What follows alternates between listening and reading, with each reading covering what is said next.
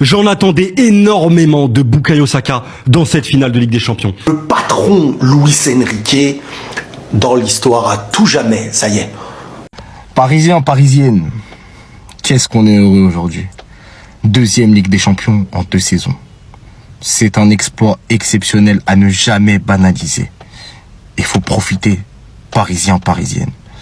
Pour tous ceux qui me suivent vraiment, ils savent que je suis un fan des Gunners d'Arsenal. Voilà, je suis un Gunners. On a perdu aujourd'hui, mais je suis content de mon équipe. Je suis très content parce que nous avons montré un bon visage, un beau visage. On a défendu et on s'est créé plusieurs situations de but. Merci Gabi. Merci Gabi. Au moment où j'ai vu tes greffons là arriver sur mon écran, j'ai dit toi, Gabi, t'es mon gars. Envoie ça dans les nuages s'il te plaît. Tu as fait quoi? Tu as envoyé ça sur Mars. Je t'aime Gabriel. Je t'aime. Eh bien famille, oui, le PSG a exploré encore cette finale de Ligue des Champions pour une deuxième fois consécutive. Donc PSG historique, back-to-back historique bien sûr pour Luis Enrique. L'entraîneur, le seul entraîneur pour le moment à avoir concrétisé cet exploit pour les Parisiens. Belle victoire méritée bien sûr pour le PSG lors de cette Ligue des Champions. Avant de continuer famille, je vous invite massivement, comme vous le savez, le PSG est champion encore de cette Ligue des Champions pour une année, une deuxième année consécutive. Donc n'oubliez pas de vous abonner massivement car c'est très important. Likez massivement, partagez famille. Donc le PSG devant un Arsenal, Arsenal qu'on n'a pas vu, Arsenal qui n'a pas mérité cette finale parce que les résultats sont là. Donc le PSG a fait le boulot face à Arsenal et ils ont décroché cette Ligue des Champions pour une deuxième fois consécutive.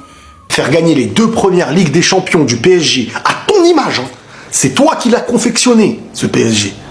Tu l'as confectionné. Quand Mbappé s'en va, jamais on s'imagine que ça y est, ce PSG va prendre 2 Ligues des Champions. Déjà une, c'est un débat inimaginable. Avant même qu'il joue contre Manchester City, qui est cette remontada qui, ça y est, relance l'équipe et trouve la recette. Mais on se retrouve aujourd'hui face à un PSG, moi, qui m'impressionne parce qu'il ne... J'en ai connu, moi, des équipes qui étaient exceptionnelles, mais qui, si elles ne gagnaient pas d'une manière, bah, ça passait pas. Tu vois, je prends même le grand Barça de l'histoire. Le grand Barça de l'histoire, c'est l'équipe. Elle joue, elle te bat parce qu'elle est supérieure. Mais on a déjà vu des matchs où ça y est, tu vois, tu lui as mis le Bayern, tu lui as mis le grand Barça, des fois, ça n'a pas toujours été... En fait, moi, ce qui m'impressionne chez ce PSG, c'est qu'ils savent être tout en même temps. Ils savent être tout en même temps. Et c'est là où je dis que si on devait définir le foot moderne, qui pour moi est le foot le plus puissant, pas celui que j'aime le plus, pas celui qui sera composé de plus de beauté footballistique, mais le plus puissant, le plus difficile à battre, celui qui te battra le plus souvent dans l'histoire. C'est une des équipes qui sera la plus difficile à battre dans l'histoire. Celle-là, peut-être l'année prochaine c'est fini, peut-être l'année d'avant c'est fini. Mais actuellement, je pense que beaucoup de gens vont être choqués parce que pour vous, c'est oui, avant on avait R9, on avait des Brésil, Adriano, machin truc, on avait des... Mais c'était pas la même intensité, pas la même demande physique. Les joueurs avaient beaucoup plus de temps balle au pied. Il y avait plus de génie parce que c'était sur la base du ballon que les choses existaient. Mais tout le monde ne courait pas à 11 sur le terrain. Donc si tu fais une transition, même si j'aime pas faire ça parce que ça ne veut rien dire, être le génie d'hier dans son temps, c'est être le génie d'hier dans son temps. Moi, je suis le premier à dire Pelé, tu le ramènes aujourd'hui. Il y a des gens qui pensent Pelé, si juste tu le transfères aujourd'hui comme ça par magie, il fait des terrains et tout. Alors que non, il serait même pas top 10, comme je vous le dis, mais ça choque des gens parce que le nom c'est Pelé. Mais en son temps, ceux d'aujourd'hui, s'ils étaient dans le temps d'avant, n'existeraient peut-être pas du tout dans le football. C'est là que ça fait, si un Pelé était né dans l'ère moderne, peut-être qu'il serait plus que... Vous voyez ce que je veux dire? Chaque ère, faut la respecter dans son temps. Et ce que je veux dire, c'est que ce qui est hyper... Parce que beaucoup n'arrivent pas à faire la nuance de vu que on voit moins le rapport au ballon de génie qui ont du temps, qui arrivent 3-4 passements de jambes, il élimine le goal, il marque, on se dit, bon bah, avant c'était plus fort. Non, avant c'était plus propre au rapport au ballon, parce que l'intensité n'empêchait pas ça. Et si l'intensité t'empêche d'avoir le rapport au ballon, bah, il faut être encore plus fin, mais très rapide dans ton exécution. Et le foot moderne que le PSG nous montre là, c'est la recette la plus complète au présent Après, moi, sur la comparaison et tout, je pourrais jamais savoir. Mais ce que cette recette que ce PSG est en train de former, le Bayern, là, c'est une équipe de zinzin, hein, qui a joué Paris, qui a su les mettre en difficulté. Le Arsenal, là, moi, je vous ai dit, t'as la meilleure équipe du monde contre la meilleure équipe de la Ligue des Champions. La VAR, ça, c'est bien. La VAR, ça tue. La VAR, c'est énervé. Mais si vous mettez des pitres à l'intérieur de cette VAR, ça ne sert strictement à rien. À rien. Faut arrêter. Faut arrêter. On donne du caviar avec la VAR, là. La VAR, c'est bien, c'est utile, mais vous mettez des pitres à l'intérieur de tout ça. Des pitres et des arbitres qui maintenant ne font que se reposer sur la VAR, et ils prennent plus de décisions tout seuls, et ils veulent pas demander à la VAR des indications, des trucs, y a rien. Y a rien. Les arbitres ne font que se reposer sur la VAR maintenant. Ils font que ça. Hein? Je siffle pas, mais t'inquiète, la VAR, ils vont m'appeler. La VAR, ils vont m'appeler. Mais prends tes décisions. Prends tes décisions. Va vérifier. Demande à vérifier des choses. À tout ce que j'ai attendu, il ne s'est rien passé.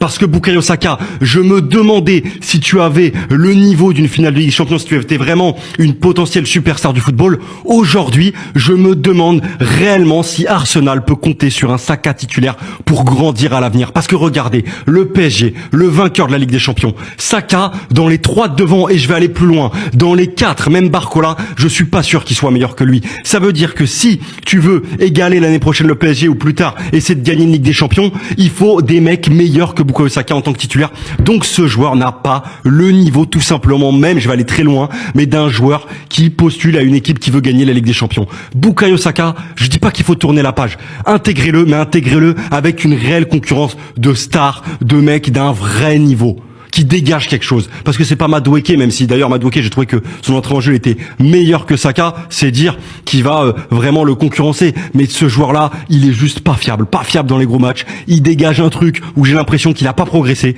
depuis sa réelle explosion, depuis qu'il est devenu une star d'Arsenal tout simplement et un très très bon joueur de l'équipe d'Angleterre. Bah, il régresse, il ne progresse plus, il enchaîne les blessures. Et aujourd'hui, c'est un joueur, tu peux pas compter sur lui. Tu peux pas compter sur lui quand c'est chaud. Tu peux pas compter sur lui quand il y a de la concurrence. Et il te fait des prestations comme ça en finale. Donc Arsenal va devoir se poser de très sérieuses questions s'ils veulent vraiment un jour devenir une équipe qui peut gagner la coupe aux grandes oreilles.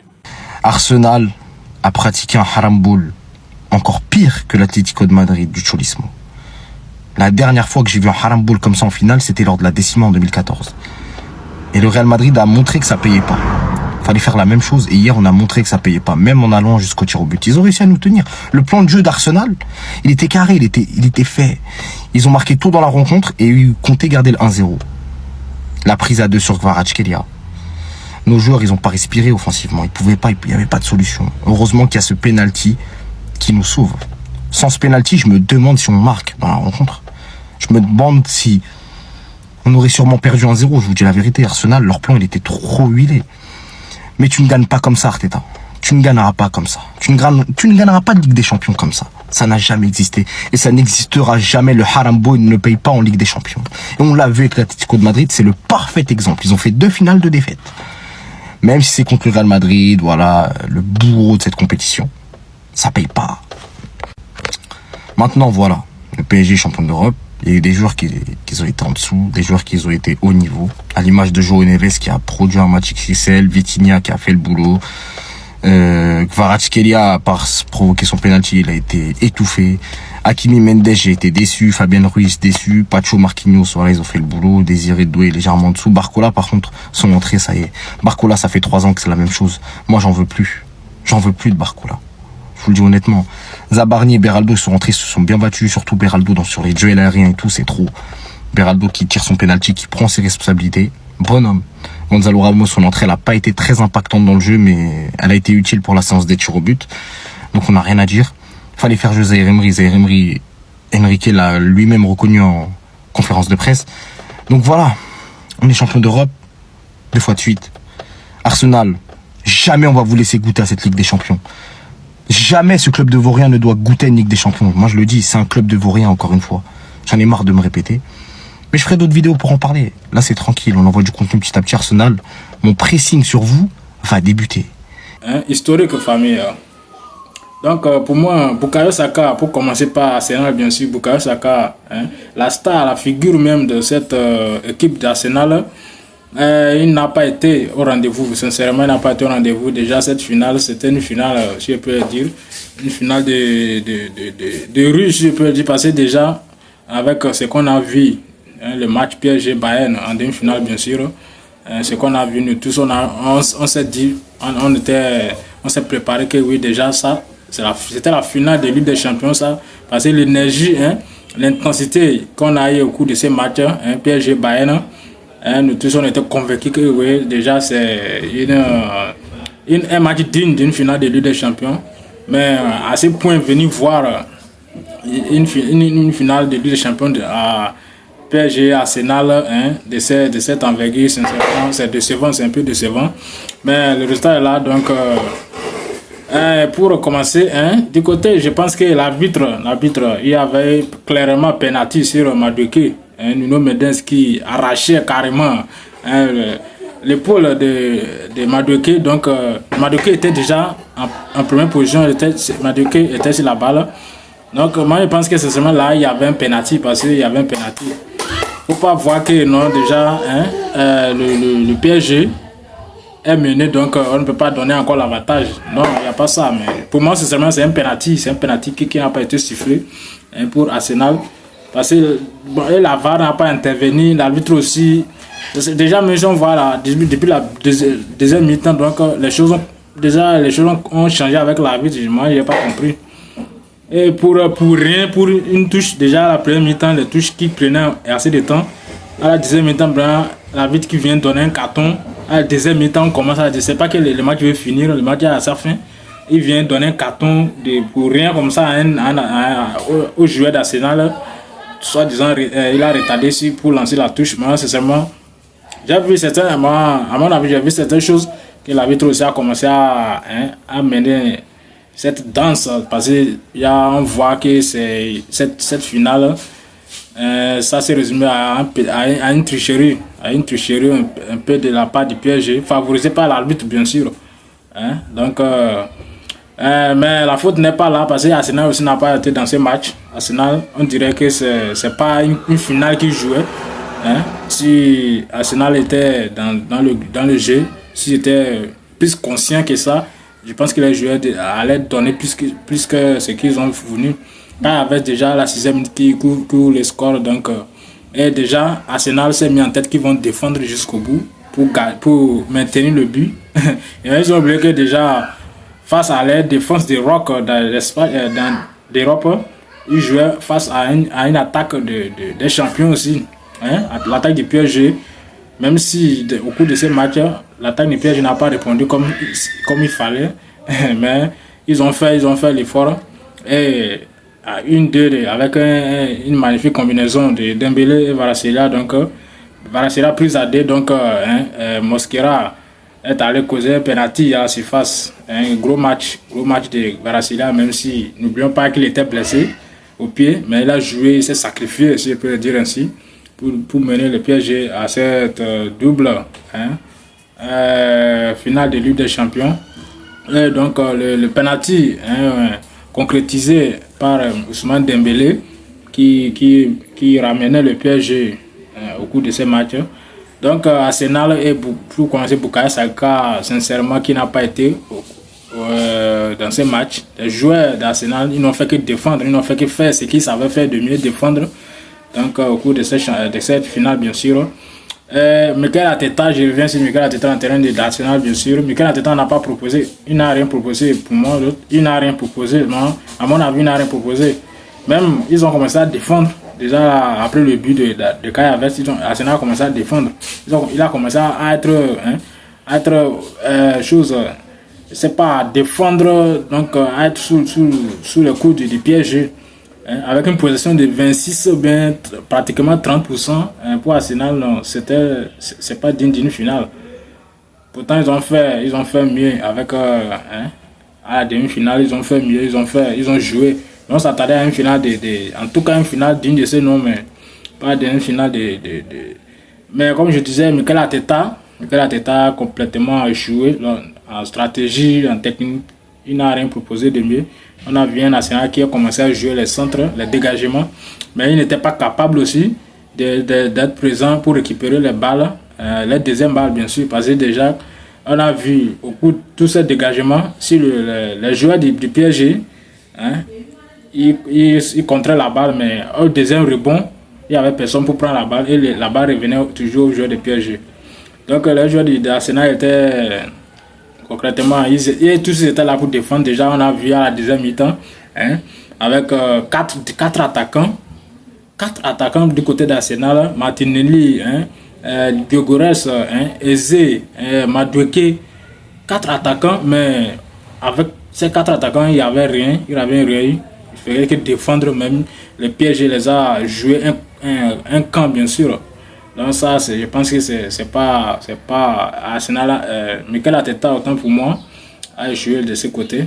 Il n'a pas... Soit c'est Luis Enrique qui a été trop fort pour lui, mais les scores est là. Le PSG est champion, bien sûr, de cette Ligue des Champions. Back-to-back.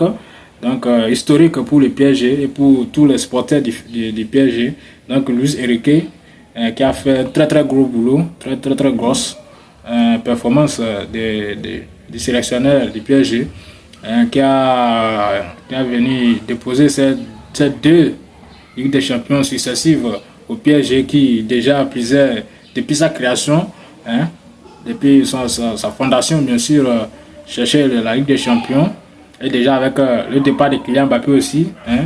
Et moi, sincèrement, pour d'un côté, je peux dire, certains, hein, ils priaient que, hein, le PSG remporte la Ligue des Champions pour pouvoir venir, hein, critiquer un peu Kylian Mbappé et famille. C'est ce qui se dit aussi, et justement pour ça, on va faire une vidéo encore sur ça pour vous aussi, famille. Donc, surtout, n'oubliez pas de vous abonner. Dites-nous en commentaire qu'en pensez-vous, hein, de cette finale de Ligue des Champions. Donc, n'oubliez pas de vous abonner massivement, surtout partager.